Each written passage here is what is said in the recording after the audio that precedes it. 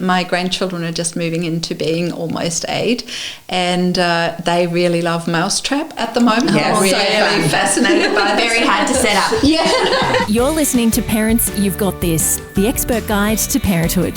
The complete guide to fertility, pregnancy, birth, baby and parenthood. This podcast is proudly supported by Mistela, a natural origin skincare for babies and children, recommended by healthcare professionals. Mistela by Parents' Side since 1950. Thanks for tuning in to another episode of the Expert Guide to Parenthood podcast. We're your hosts, Christy and Freya, and we're the co-founders of the parenting education business, Parents You've Got This. This week on the podcast, we're going to be talking all about play and the role that play has on your children's development. We are joined by our emotion coach expert, Dr. Christiane Kehoe. Now, Christiane has been in numerous episodes of the Expert Guide to Parenthood podcast, so please do check those out. She is one of the co-authors of the Tuning Into Toddlers, Tuning Into Kids and Tuning Into Teens programs. She is a grandma, she lives and breathes this, and every time we speak with her, we are just hanging on to all her words of advice and wisdom, so we are thrilled to bring her to you today. Now, we are going to talk first, Christiane, about the importance of play, and we see you've brought a friend along to help us to demonstrate the importance of this today. So we're excited for a really fun episode. I know. I brought Piggy along. Piggy has played a huge role with my grandchildren and also neighbours' children. He has magical powers. He can help when children miss their mum. Oh. So, yeah, we're talking all about play, and Piggy, he's a little shy, so he's going to hide a little bit. But yes, play is hugely important, isn't it? It's how children learn. It's how they process emotions. It's often how they practice little templates for the world through play. And it's their natural state of being, especially in the early years. And they often live in this imaginary state, don't they? At what age do they start realising, things that are imaginary aren't actually real? Yeah, they actually start quite early with the imagination kicking in around about 12 months for some kids. They can start pretend play, and they keep really living in this imaginary world where everything is alive, everything has feelings, the table has feelings, Piggy has feelings, and Piggy can talk, and they really believe in magical beings, in monsters, in all of that. And it's not until puberty kicks in, when you have this rapid brain growth in the thinking part of the brain, that they start to see Piggy as just a toy. Oh. Or the table actually doesn't have feelings. Whereas a little toddler, if you tell them don't kick the table will be really sore, they'll really believe that. It's a very effective strategy. Making the most of that. Yeah, absolutely. I know.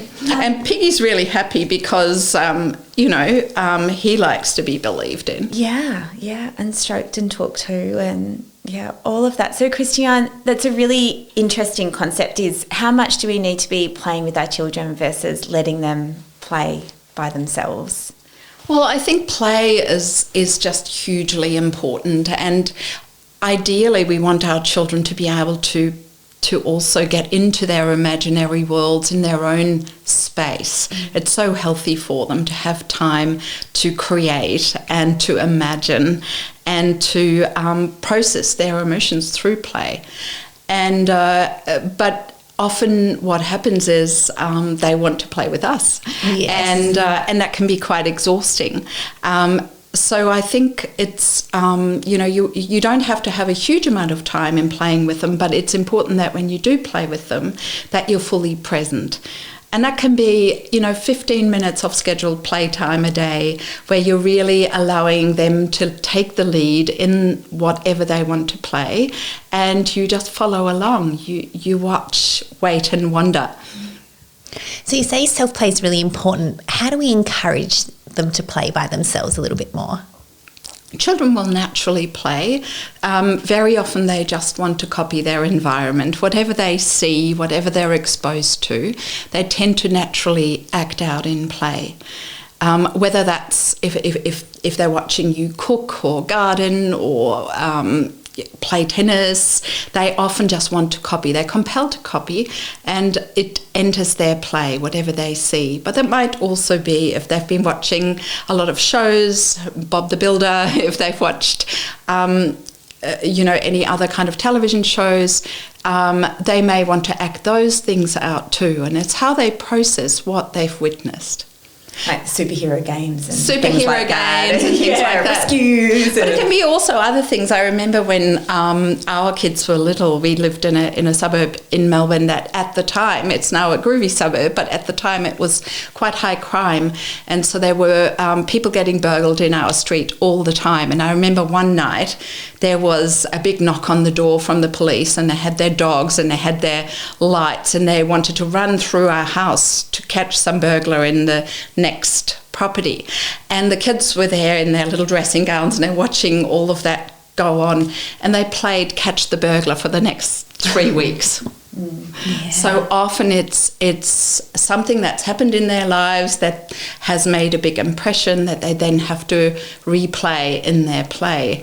And often it's also, if something happens, they want you to use story to retell what happened, and they want you to take them through from the very beginning to the very end.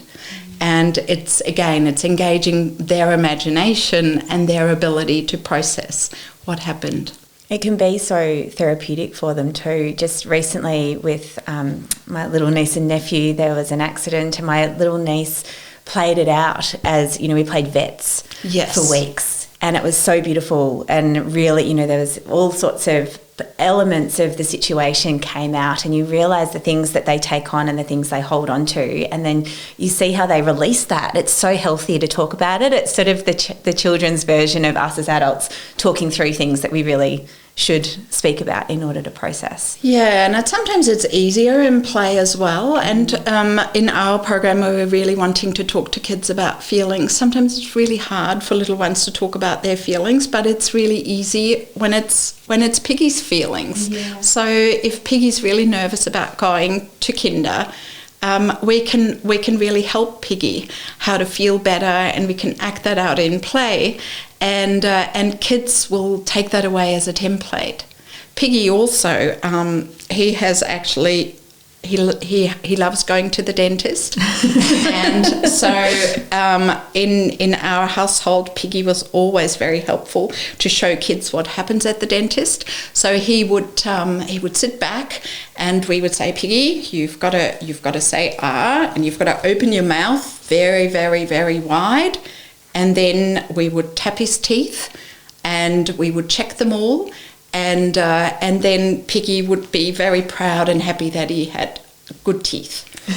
And so when I did get to the dentist with my kids, and the dentist said to them, open your mouth, let me tap your teeth, it wasn't foreign to them. They already knew what to expect. So we can use play in that way as well, that we can prepare kids for situations that might be anxiety inducing. I know that it's used a lot at the Royal Children's, that children through play learn what to expect. They even have Lego models and things like the MRI machines, and it's amazing the way that they're putting things into a child's language and able to demonstrate. Yeah. Christiane, it's probably when children get a little bit older, but when your child, and I think Christiane, I have this a little bit, when your child says, I'm bored, there's this feeling as parents that we need to fill that, but should we just let them experience that feeling of being bored and find something to do on their own?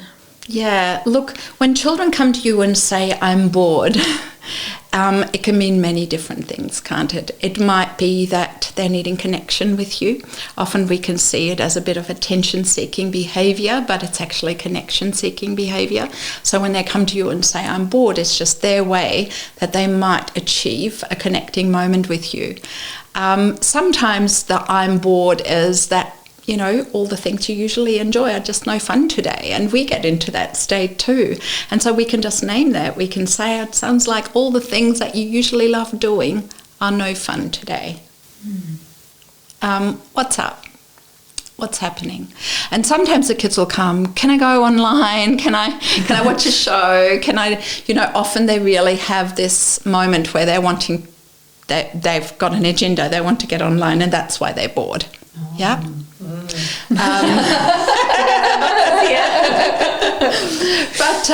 But yeah, boredom is also painful for kids, little kids. Actually, there's some research that shows that when children are bored, especially toddlers, it lights up the same area of the brain that lights up when you slam your finger. So boredom can be really painful, and we have to learn to tolerate boredom. And it's actually through being able to sit with boredom that creativity and imagination often flourishes. It's often when we're really bored and we're not having that cup filled with other things, or we're just quickly put in front of the show. It's through being able to sit with boredom and then finding something to do that you have your best experiences and your most creative. So boredom's actually really important to experience. We don't want to protect them too much from experiencing boredom, because we do need to develop distress tolerance as well as we grow up. Otherwise, if we're always protected from feeling uncomfortable feelings, once we get to adolescence and we've never been able to experience uncomfortable feelings, the big feelings that come are even more harder to bear. Want some extra tips to help you navigate parenthood? Join a Parents You've Got This masterclass. Visit www.parentsyou'vegot.this.com.au and sign up for a masterclass today. Christiane, why is it that often the kids find that thing that's really, engaging them, but at the most inconvenient time? So like at bedtime, all of a sudden your kid can have been, I'm bored all day, and then they get into this amazing game because you've told them that it's almost bedtime. It's almost like is there any sort of rhyme or reason to that? And what happens, like, as a parent? Do you stop them in that play? Do you just let it go? How much should we interfere with that? Yeah, it's interesting, isn't it? And often at bedtime is also when they get really silly and they want to jump off the couch. And I think it's also partly to do with naturally children know that play helps them process their feelings. So as they're moving toward bedtime, often this need to process emotions, to let out any kind of build-up of stress, naturally gets them into play states. So that's often when we get really silly and we run around and we're going crazy, and often Dad's the one that jumps in and does all the rough and tumble play with them.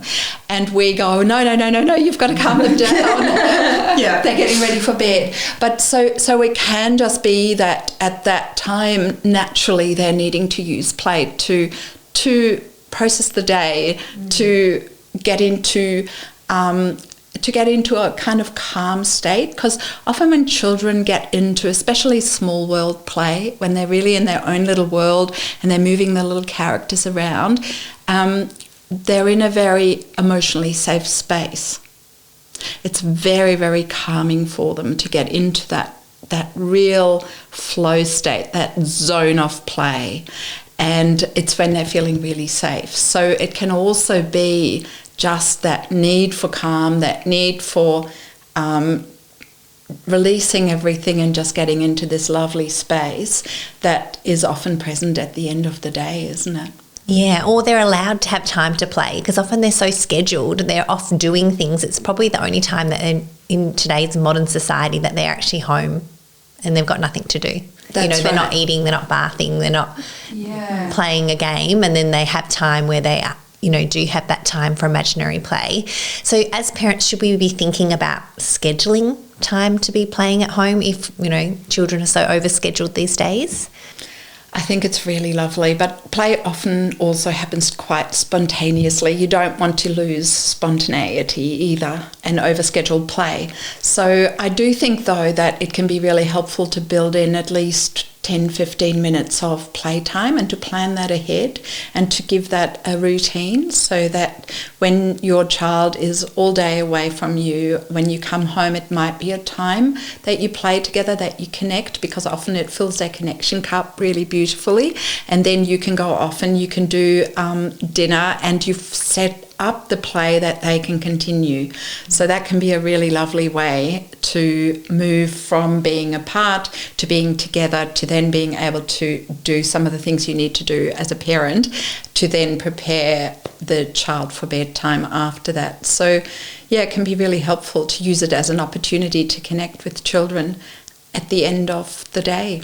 Yeah, that's such good advice, because mine do always want to play right before bed, but I think it's they've got my attention then too, because I have been cooking or cleaning or processing them, as you do with kids. So I think that's such good advice to do that. Yeah, and bedtime is often a time of separation again. Overnight we separate from them, and so having their connection cup filled just beforehand, whether it's in rough and tumble play or whether it's small world play, something a bit more calming, or even as they're having a bath, you can have lots of playtime there with little figurines, and then moving them into the separation phase, which is bedtime. So it can be really helpful to fill their cup. Christiane, let's go stage by stage and just talk through some play ideas. It's when you have a little baby, to say, for the first year or so, obviously play looks very different to the type of play we've been talking about, but I remember that last play of the day being so hard, because you feel like you've read every book, you've done all the different things that you can think of doing. You've gone for a walk, you've done all these bits and pieces, but there's still, a few hours left until dinner time and the bedtime routine. What are some ideas for parents who have little ones, go for babies first, that they can try and, do with their little ones just to shake it up a little bit? So with little babies, I think repetitive games are really helpful, and it might be our old nursery rhymes and peekaboo,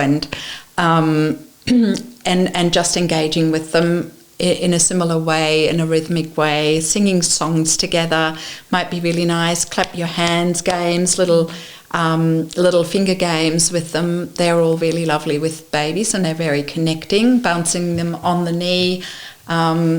Those sort of games babies really love, and especially if they're familiar and they become a bit of a routine, it's really nice for children. There are lots of lovely apps that you can have a look at to be inspired by, but yes, even all the old nursery rhyme books and songs that you can play are really lovely for babies.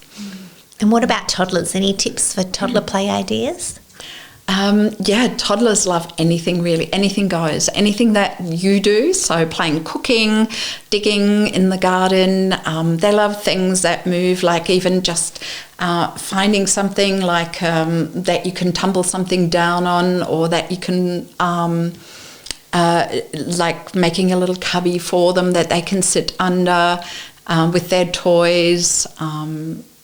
I really love with toddlers doing things that mimic what you do. So they really love Play-Doh, and they really like, water games, and playing with water is often a lot of fun for them as well. But they really often tire of mechanical toys very quickly, and they much prefer getting your pots and pans out of the cupboards and pretending to be you. Yeah, well, it makes sense, doesn't it? If you've never seen something before, it is all new and all exciting, even if it is a pot. But for them, it's like cause and effect. I learned that if I hit the top of the thing, it makes a noise, and they're learning a lot through play, aren't they? Absolutely. Yeah, they really and they just love it, and they're getting into that imaginary play too, which is really sweet. So they're starting to love, as they're getting past that toddler stage, 3.5 onwards, they start to get into dress-ups and wanting to be a little character that they've seen or in a book or on the screen. And so they're really starting to act out all of the stories and all of the things that they've seen. They're little superheroes, and that they really love. And how do you play with a bit older children other than like playing a physical sport? How do you have play with, say, an 8 to 10-year-old? Well, 8 to 10-year-olds play. It depends on your child so much, doesn't it, what they're interested in. But they really also still love make-believe. They like doing little performances for you of sorts. They love magic, so creating magic and playing still with dolls and toys and make-believe with dolls and toys are really fun for them. Playing mamas and daddas, 7-year-olds still really like that, or playing going to the doctor, or taking your taking Piggy to the vet. Playing all those sort of games are still really fun for 6, 7, 8-year-olds. And then as they're starting to move toward puberty, their play might change. It might be that they want to put on some nail polish, or that it always depends on what they've seen. So often their play is influenced by what they've been exposed to.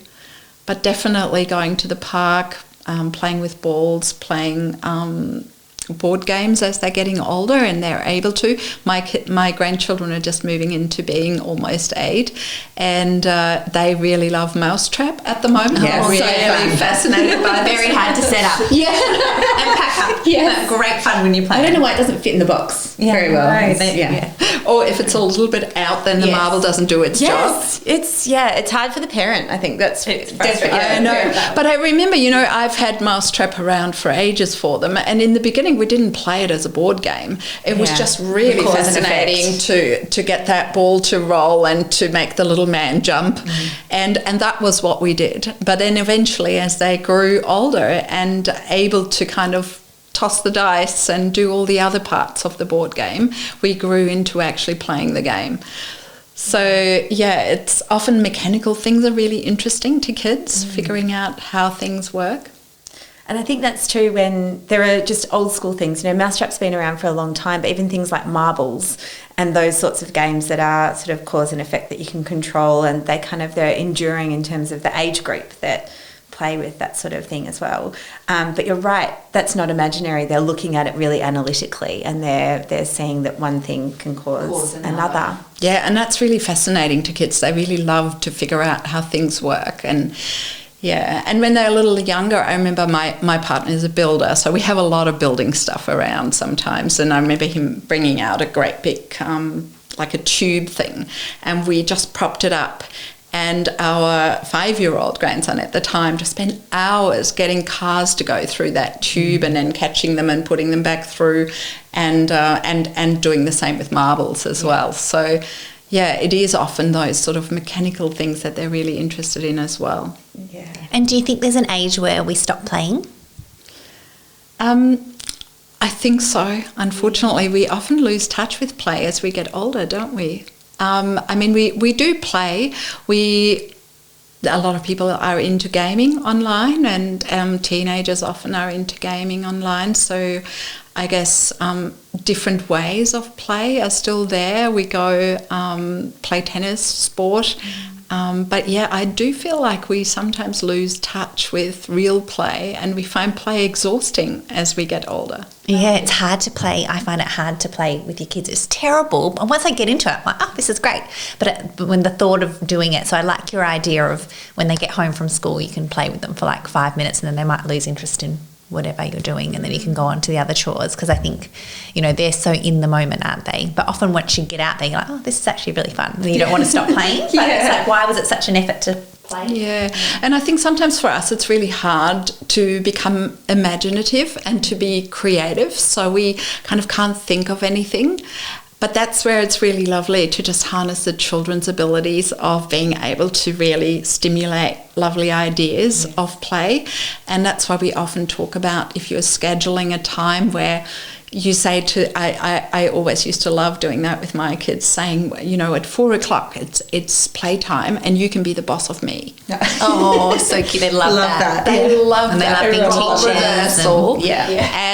And so they would say what we would play, and it might be things like running obstacle courses or jumping off things, and other times it would be something else. But I think they really love the regularity of that, and the ability to kind of direct what happens, and they often plan it already the day before. So often at bedtime we would be talking about what they were going to plan for the next I can be the boss of you moment. And often they plan so much that they're not playing. I find that by the time they planned out how they're going to play, do you find that sometimes with kids they plan out, you're going to be this, you're going to be that, and they're going to put the characters like this? The fun is the planning. Yeah. Like The play fun is the planning. Or even when you're building a cubby, do you remember? You spend hours building that cubby, and the fun and all the excitement is in building. Yeah. And then when it's all built and you're sitting inside with and a torch and a a torch, and then it becomes quickly really boring. Yeah, totally. Yeah. So, and it's the same. It's like you build the sandcastle for hours at the beach,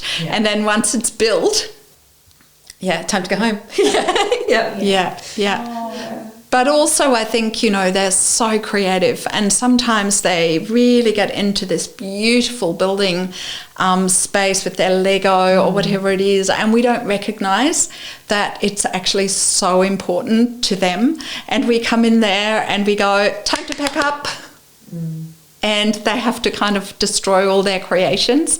And that's often when we start to see meltdowns. So it can be really, really helpful to actually get down to their eye level, to admire their creations, to connect for a moment, to maybe even join in for a little while. And then to say, this is going to be really hard to pack up. It's such a beautiful creation. Shall we move that one to the side? Can we pack up everything that's around that? Yes. And maybe it can stay with us for another day.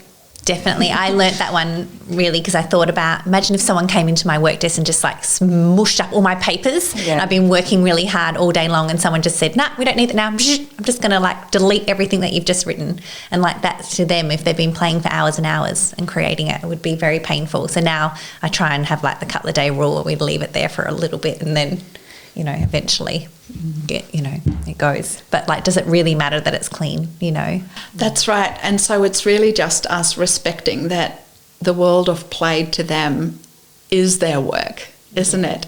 It is so important for them, and everything is real, and you've lined up the toys a certain way. And then when somebody just swoops in and doesn't really respect what's happened there or doesn't understand it, it can be really hard for the little ones. Yeah, and it can wreck play if you're always trying to clean up the play. Do you know what I mean? Then they think, I don't want to get it out because it's just going to get cleaned up. Yeah. And the thought of having to clean it up sometimes is hard for them too. Yeah. Oh, well, Christiane, thank you as always. We love having you on the Expert Guide to Parenthood podcast. Share all your wisdom with us. Thank you. Thank you for having us. Oh, and thanks, Picky, as well, for coming. A huge thanks to Mistela for sponsoring this episode. As much as we want to, we cannot wrap our kids in cotton wool or bubble wrap. With Mistela's Ciccastella SOS Recovery Cream, you can let your kids explore the world. Ciccastella is a multi-purpose cream for little skin boo-boos like scrapes and scratches, insect bites, dribble rash, minor burns, or broken skin due to eczema. And it doesn't sting. All of the Mistela products are dermatologist and paediatrician tested. Mistela is our family's favourite. You've been listening to the Expert Guide to Parenthood podcast, so never forget, parents, you've got this. Join a Parents You've Got This masterclass today to be prepared, excited and educated for pregnancy, birth, baby and parenthood. Visit www.parentsyouvegotthis.com.au and sign up for a masterclass today. The information provided in this podcast is general in nature and is intended to support, not replace, a discussion with your doctor or healthcare professional. Parents You've Got This take no responsibility for any medical decisions made by individuals based on the information provided in this podcast.